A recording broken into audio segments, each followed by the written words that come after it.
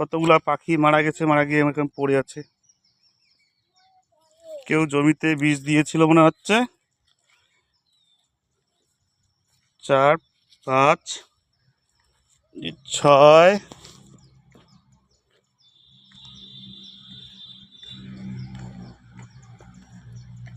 6,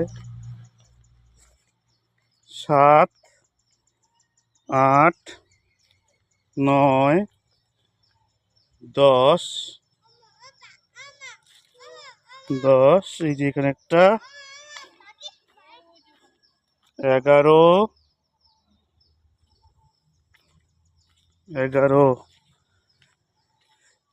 এই যে একটা 12,